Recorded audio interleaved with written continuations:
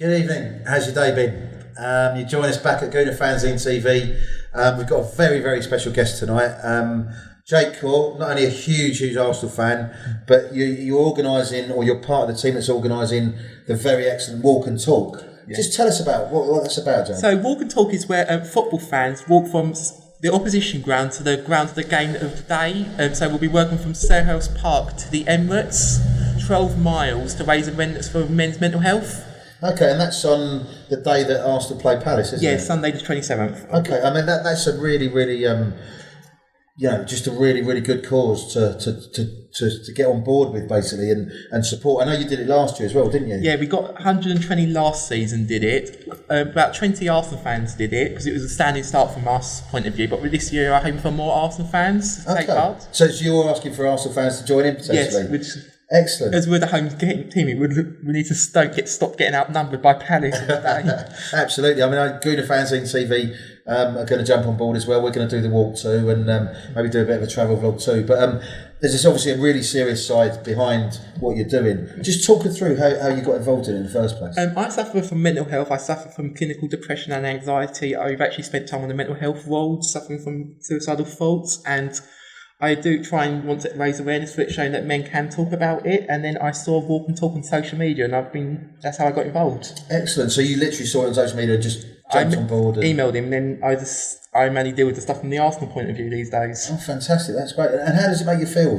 It gives me purpose, showing that you're giving back to people, showing that, because you hear stories about how people contacted help after seeing the walk, social impacts of the walk. It's actually an incredible side. Yeah.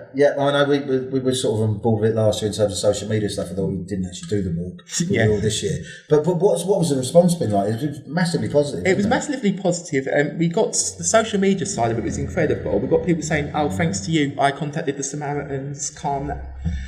You had really good social stories, like Ed, an Arsenal fan who's a carer for his granddad with dementia, actually did the walk, and he pushed his granddad the whole 12 miles. Wow. And what was he saying afterwards? He's really changed his life, he said, because he's full-time care. He's pretty much social. He doesn't see much of people, and he's really he said it's changed his life, because we go to see him. So he's got friends. We take him to. Oh, fantastic! That's great. Just talking about yourself, I know you've been sort of really open with the issues you've faced, and you've written a blog as well, haven't you? And that's quite popular, isn't it? Oh yeah, I did a vlog and a blog, which is the blog actually got interesting because I actually got a letter from Wenger after I wrote it. Oh, that's not bad. What did he say? I think you've got it there, haven't you? Actually, the letter's here. Yeah, if you just want to read it out. Dear Jake, I understand you're a massive Arsenal fan. I wanted to thank you for your support. When speaking to our young players, it's easy to become distracted, angry and frustrated, and to become despondent. When you go through a difficult patch, you have to keep your calm and focus and belief and go from day to day. I take this advice with me throughout life, and I want to pass it on to you. Keep your focus and strive to improve every day. Yours sincerely, Arsene Wenger. Well, that's amazing that your sort of news of your blog reached Arsenal back in, what was that, October 2016? And that was completely unsolicited, that letter as well, wasn't it? Arsenal got in touch with you, and Arsenal got in touch with you. I think they got hold of my mum. Originally, they spoke to my mum asking for my address because they needed the proof. Wow, that's excellent. Just obviously talking about yourself, I mean, you've been really open about the issues you've faced. Do you think, in terms of mental health issues, football is becoming more open in terms of sharing? Football is improving. You got the campaign Red Mind with the football league. Yeah. You do have projects with football clubs now with mental health, like Arsenal. They did a few years back. Per Mertesacker did an open video about being a carer. He's backed mental health quite a lot, hasn't he? When it was during what period they had to do as a. I can't remember. No, absolutely. But he's been quite open about it. Hector Bellerin's quite an open person about social media. Yeah, absolutely. He's incredible in terms of his social conscience and the great causes he gets behind as well. What would be your message to football fans who may not look at mental health in a really positive way, basically? You do have to look into mental health because it can affect you in any sort of way. Your family, your friend could suffer from it. Yeah. I mean, how did you suffer from that? I just started feeling down, and it was just, became into a negative spiral, and it just. Yeah. And it was important to talk to people about it, wasn't it? It was important to talk, but also, as I did the vlog about Arsenal, actually helps going to matches because it's like a distraction for 2 hours, a few hours a week going to a match. Absolutely, and that must help in terms of just your general well-being. And Yeah, you did get some people comment going, how does Arsenal improve your mental health? yeah, good point, really. Yeah, absolutely. I did say some days you can't. Some days it does make you want to. Absolutely, but I suppose in all seriousness, it's the fact you're getting out. It gets you're meeting because people. sometimes I don't. When I feel down, I don't want to go out. I want to be on my own. Yeah, yeah, and Arsenal helps you to sort of move away from those feelings. Yeah, because I don't think people get that on social media. You only see a small. Because I have selfies quite the next few I would ask, and they went to me, you always seem so positive on social media, so how can you... I always go, it's only a small insight into one person's life. Yeah, absolutely. And obviously, your blog, you had some really, really large numbers of people reading it, but there was a bit of negativity from random people. Yeah, you just got some really negative pictures of taking the miss out... people laughing at my appearance, my ears mainly. Oh no, that's not good, really, is it? I mean, how did that make you feel? Then? It did make me feel down at the time, and it was just at some points I just switched my phone off because I couldn't even the positive stuff I couldn't read it because my phone was just going non-stop off. Yeah. I actually had to switch my phone off for a few days because I just couldn't. But you seem to have ploughed through that, and I did want to reply to every person who sent a lovely message. But it took me days because I all felt because people must have thought I was being rude because I was just not having my phone on. Right, but I suppose you had to turn it off to get away from all the negativity. Also, because I get anxiety quite badly, so this pinging of my phone every few seconds was getting out of hand. But as you say, I mean, there was a lot of positive feedback from people. The positivity from Arsenal fans was amazing. I've had offers like tickets to games, which are fantastic, brilliant, excellent. I'm actually using one of them. I have to because I want to go to an away game. Why not? Absolutely, yeah.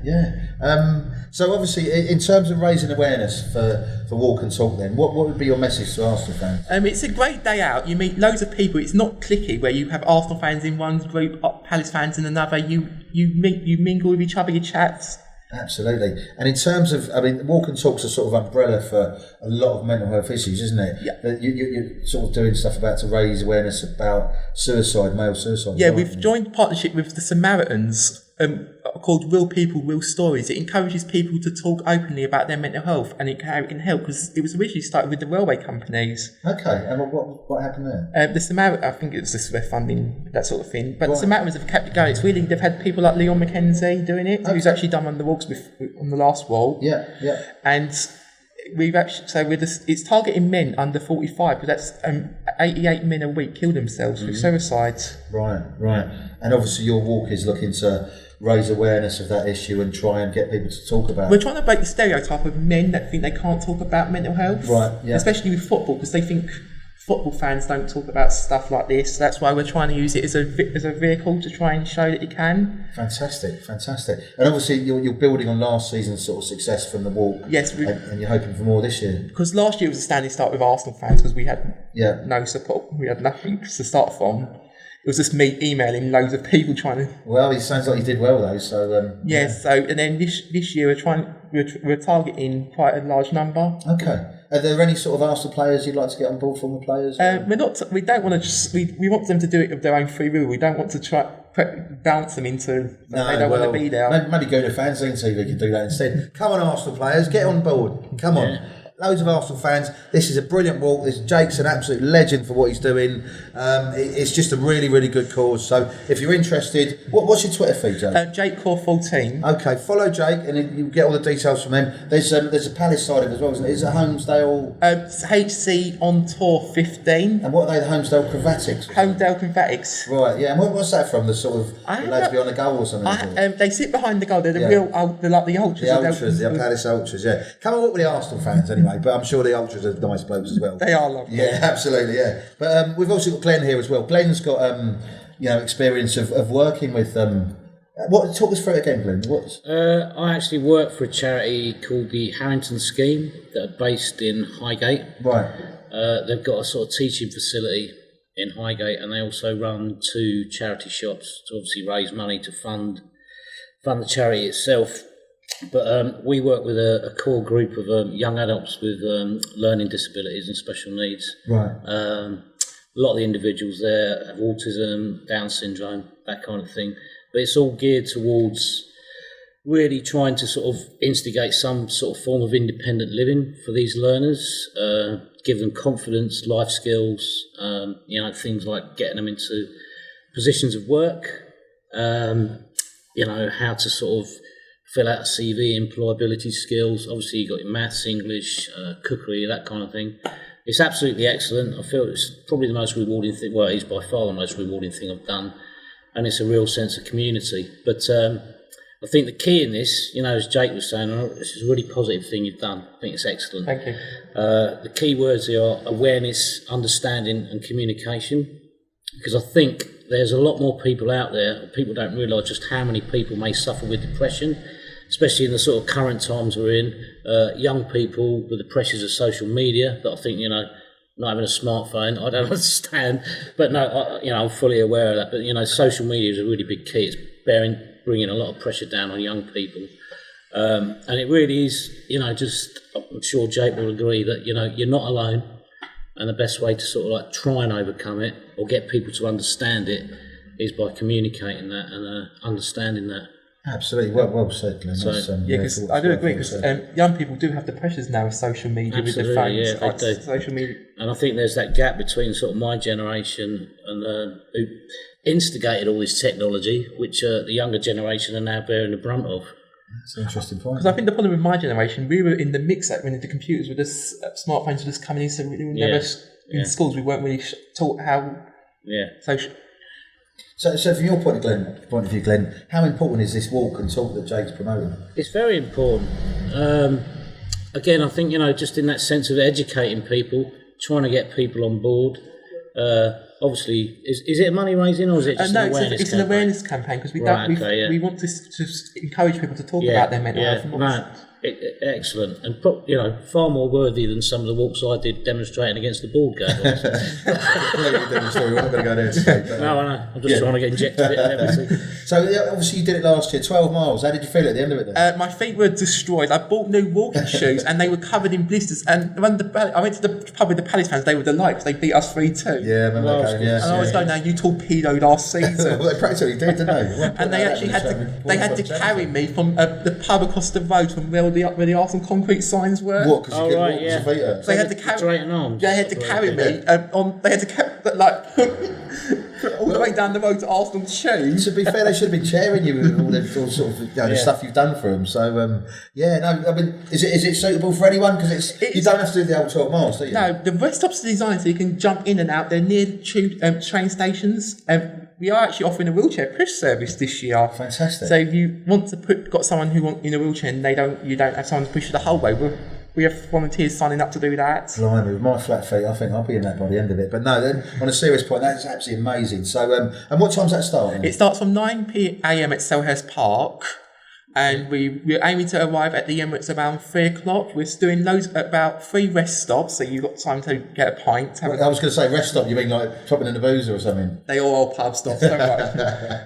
You've got this covered then, haven't you, really? It's fantastic. Yeah, the pub stops are really enjoying. It's just getting them out it's just getting everyone out the pub's the issue. Before kick-off, yeah, we got there about 15 minutes before kick-off. Brilliant. We'll have to... like I say, Gooner Fanzine TV's massively behind this. If you're watching this now and you want to get in touch, obviously get in touch with Jake, get in touch with us, Glenn as well. It's a really, really good cause. Huge respect for what you're doing, Jake, and fair play, Glenn, as well. Just get behind the cause, walk and talk. Sunday the 27th of October, isn't it? 27th of October.